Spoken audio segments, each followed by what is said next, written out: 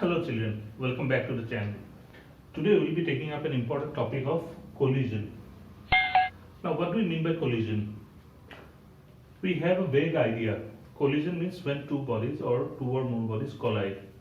Now when we talk about collision in physics, what we say or what we mean is that when two or more bodies interact with each other, whether they physically interact, that is collide with each other or not, but due to their interaction, due to the internal forces between them, their velocities are altered. That is to say, collision is said to have taken place when two or more bodies interact, and as a result of their interaction, their velocities get altered. If they were having certain velocity before the collision had taken place or before the interaction has taken place, then their velocities will be altered after the event has taken place. Now, based on the properties or types, the collisions are broadly divided into two types. One is known as the elastic collision, the other one is inelastic.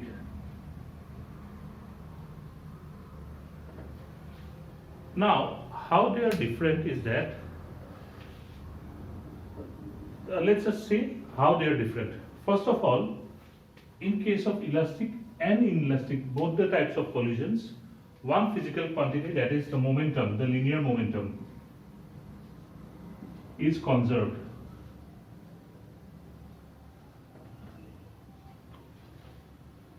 Let's try and understand this. Let's say there are two bodies, two objects which collide. Let's say the physical collision. First one had a mass of m1 and second one has a mass of m2, say. When they come into contact, we know that from Newton's law, Newton's third law, m1 will exert a force on m2, force on 2 due to 1, and m2 will exert a force on m1, that will be force on 1 due to 2. And from Newton's law, we know that change in momentum of 1 will be the force on 1 due to 2 into the time for which the force was being applied, because delta P1 by delta T will give you the force, right? And also delta P2, change in momentum of 2, will be F21 into delta T. Right. But third law of motion, Newton's third law of motion gives us that F12 equal to minus of F21. Right. So if we multiply both of these by delta T on both sides, the product will remain the same as long as delta T is the same, which means delta P1 must be equal to minus of delta P2, right? Or we can say that delta P1 plus delta P2 is equal to 0. Or we can say that change in total momentum P1 plus P2 equals to 0, that is P1 plus P2 remains constant. That is to say, the net momentum of the system will not change. So what we have understood from here is that when we talk about collision, we are talking about internal forces only. There is no external force acting on it. The two objects exert force on each other, and because of two or multiple objects exert force on one another, and due to those forces, the velocities gets altered. So in all types of collisions, momentum will remain conserved. Okay. Similarly, total energy, since it can be considered, the objects that are colliding, they can be considered as an isolated system because there is no external force acting on them. So, as we discussed in my previous video, the net energy, total energy, must be conserved. So all types of collisions, the total energy does not get altered because they are isolated systems. Momentum is conserved, total energy is conserved. However, for a collision to be elastic, the mechanical energy that the system had is conserved. But in case of inelastic collision, total mechanical energy is not conserved. What it means is that in case of elastic collision, the mechanical energy does not get converted to other forms of energy. It will remain mechanical energy only. So potential and kinetic energy, sum of potential and kinetic energy. However, in case of inelastic collision, mechanical energy can get converted into other forms of energy like heat, sound, and etc. Okay. Then, in case of elastic collision, the kinetic energy is conserved. Mechanical energy doesn't change, potential energy of the system, because the shape of the objects we are considering are not changing. We are talking about certain plane, horizontal planes, so kinetic energy will remain conserved in case of elastic collisions. However, K is not conserved in case of kinetic energy is not conserved in case of inelastic collision, because mechanical energy is not conserved. Some energies get converted into sound, heat, or other forms of energy. As a result, kinetic energy is bound to change or drop. We will see this when we talk about inelastic collisions in detail. Okay, so these are the basic similarities and differences of elastic and inelastic collision. To differentiate elastic and inelastic collision, what we need to find is that for elastic collision, kinetic energy is conserved and total mechanical energy is conserved, whereas in case of inelastic collision, mechanical energy and kinetic energy is not conserved. However, momentum and total energy will be conserved in all cases.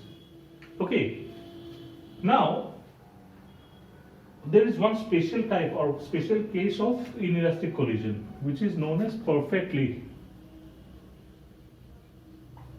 inelastic collision. Now, what is a perfectly inelastic collision is that when two bodies collide or interact with each other, and after that the interaction, the whole system moves as a single body. For example, if you remember in one of my previous videos, I have given you a problem where a bullet comes and hits a block of wood, and the bullet gets embedded to it, and the whole system moves as a single body after the impact. So that is an example of perfectly inelastic collision. If you haven't seen the videos, the links will be given in the description below. You may please refer to them. Okay. So perfectly inelastic collision is a collision where the colliding bodies gel together or become a single body and start to move as a single body after the collision. Now, what we will be doing is that we will be first trying to start with studying elastic collision. And we will consider the simplest case of elastic collision, that is elastic collision in one dimension. Alright. So elastic collision in one dimension. Let us say we have two bodies A and B having masses m1 and m2 respectively, moving along positive x direction. We are talking about one dimension, so we will take our axis so that the motion of the objects move following along one of the axes, and let's take this as the x-axis. Now, let's say m1 is moving with a velocity u1 and m2 is moving with a velocity u2, both along the positive x direction, such that u1 is greater than u2. Since we are talking about one dimensional motion, so we do not need to consider the vector terms here. If u1 is greater than u2, so m1 or the body A will slowly approach the body B, and after some time they will collide or they will come in contact. So let's say they come into contact after a certain time. Right. During this contact period, what will happen? That happens for a small period of time, it's called delta t. What will happen? A will exert a force on B, force on B due to A, and B will exert an equal and opposite force on A due to B, right? And due to these two forces, for the time delta P or delta T, their momenta will change, or in other words, their velocities will change. And let's say after this collision, this is before, this is during, and let's say after the collisions, the masses still move along the positive x direction. Okay, let's say this is the first mass and this is the second mass. Now, let's say the velocity of A will become, say, v1, and velocity of B will become, say, v2. Right? So this is our situation. Two masses approach each other because the second mass is, or the first mass is moving faster than the second mass, and then it goes and hits the second mass, and after the collision they start moving with different velocities. So we already know that momentum is conserved in elastic collisions, right, or any kind of collisions. So conservation of momentum will give us what? That m1 into u1 plus m2 into u2. This is total momentum before the collision has taken place. Must be equal to m1 into v1 plus m2 into v2, right? Or we can rearrange this and say that m1 into u1 minus v1 must be equal to m2 into v2 minus v1. Okay, let's take this as equation number 1. This is for conservation of momentum. Also in elastic collisions, kinetic energy is conserved. So we can rewrite, say that, what is the initial kinetic energy? Half m1 u1 square plus half m2 u2 square. This must be equal to half m1 v1 square plus half m2 v2 square, right? Or we can simply rearrange this first. Let's delete the halves and we rearrange this as m1 u1 square minus v1, sorry, this is square must be equal to m2 v2 square minus u2 square, right? So what we will get is that m1 u1 plus u2 into u1 minus v1, oh sorry, u1 plus v1 into u1 minus v1, just a square minus b square formula, which is equal to m2 v2 plus u2 into v2 minus u2. Now if you consider, let's call this some equation number 2. Now what we can see is that equation number 1 and 2, if you compare them, left hand side we have these terms here and right hand side we have these terms. So if we divide equation number 2 by equation number 1, equation number 2 divided by equation number 1 will give us, these terms will cancel, so we have u1 plus v1 must be equal to u2 plus v2, or we can say that u1 minus u2 must be equal to v2 minus v1.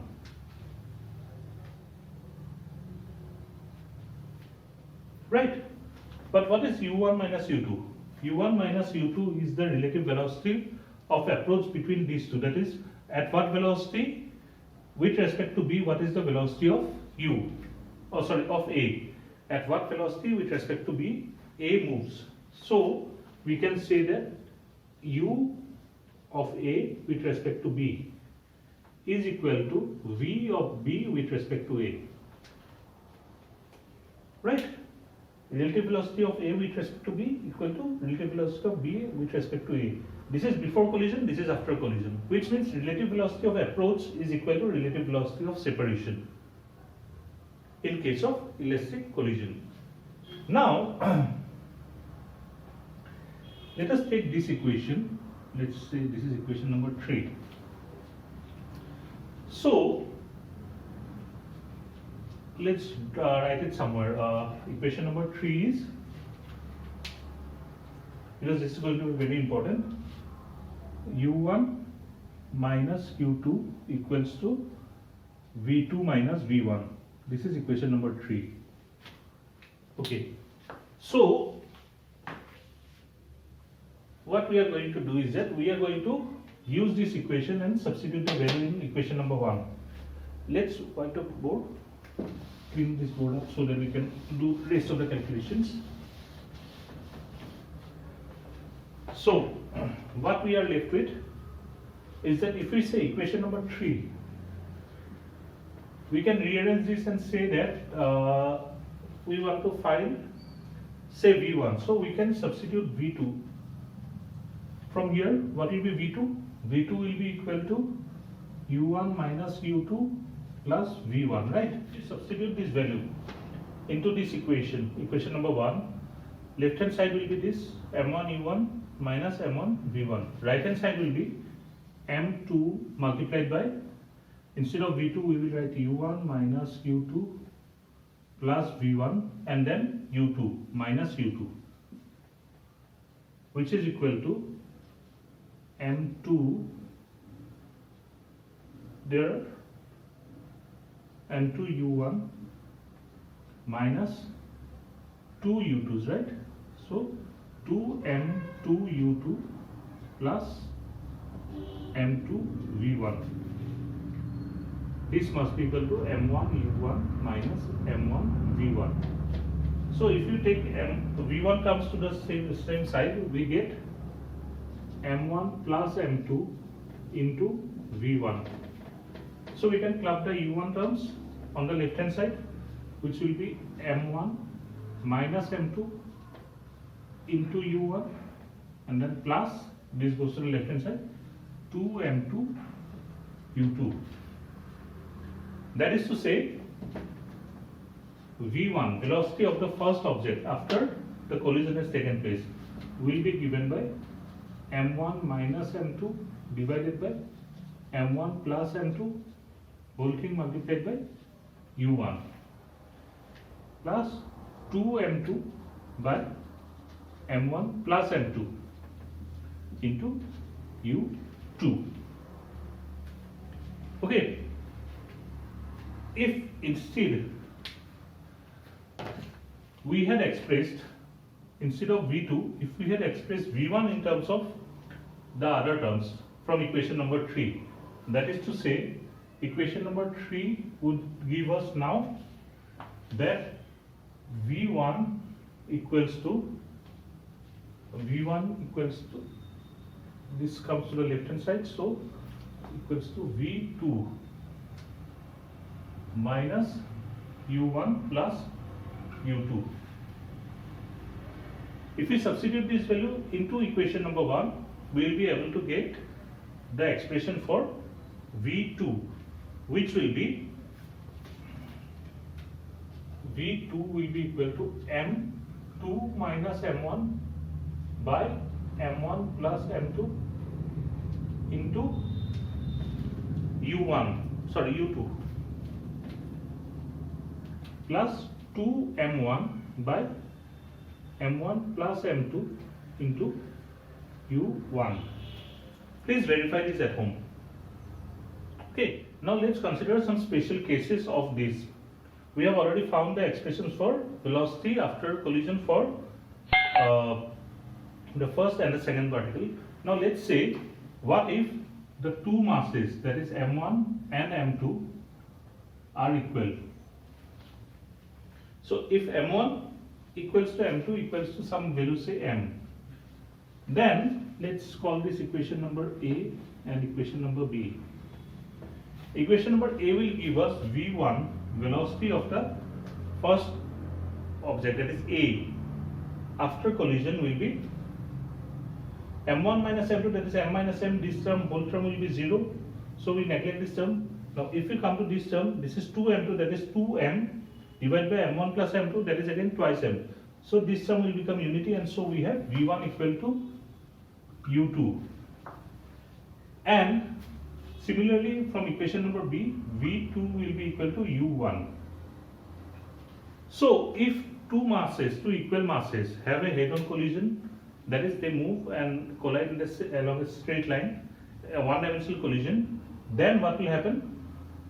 Their velocities will get exchanged. First object velocity will be taken up by the second, and the second velocity will be taken up by the first. Okay. Number 2 is that again we have m1 equals to m2 equals to m, but u2 equal to 0 now.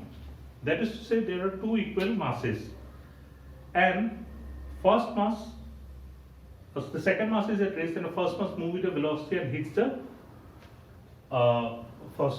second mass. Then what will happen? Object of the same mass hits another object of the same mass at rest. What will happen? U2 is 0, so clearly since the objects have the same mass, the velocities will increase as we have found in the earlier case. Now that means that V1 will be U2, but U2 is 0, so it will be 0, and V2 will be equal to U1. So the first velocity will instantly come to first object will come to a rest, and the object that was at rest will move with the same velocity as the first object, with the same velocity as the first object was moving before the collision. Number 3 is, what if, special case number 3, what if m1 is much smaller compared with m2, and also m2 is at rest, that is u2 equal to 0. So a light object collides with a massive object, very massive object compared to its mass, which is at rest. For example, you take a tennis ball and hit the wall with it. What will happen? Right, tennis ball has a negligible mass compared with the wall. Right, so what will happen in that case? Clearly, in this equation, what will happen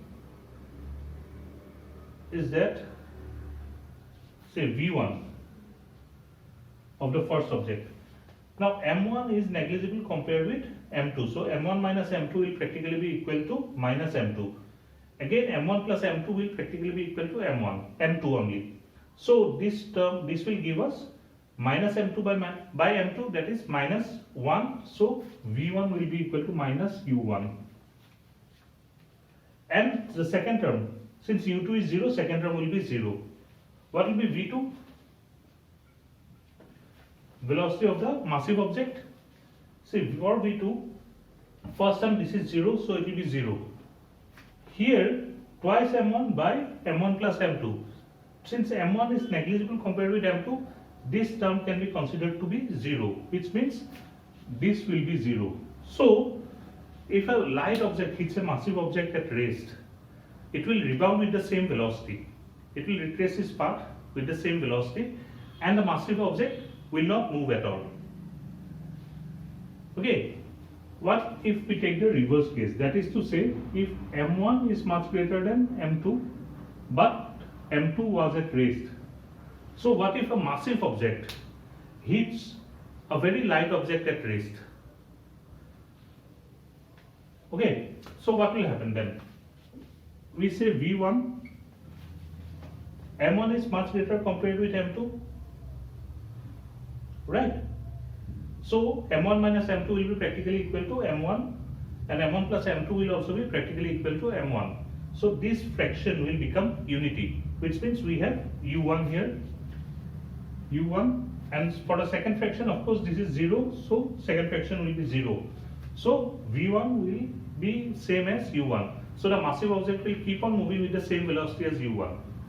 What about the lighter object? What about v2? For V2, what we see is that U2 is 0, so this term will be 0. We do not need to consider this. However, if you come here, what we will see is that this is 2m1 by m1 plus m2. m2 is negligible, so we take this fraction as 2m1 by m1. So m1s will cancel, so we are left with 2 from here. So this will be 2u1. So when a very massive object hits a very light object at rest, the massive object's velocity will not alter at all. However, the lighter object will move with a velocity which is twice the velocity of the massive object.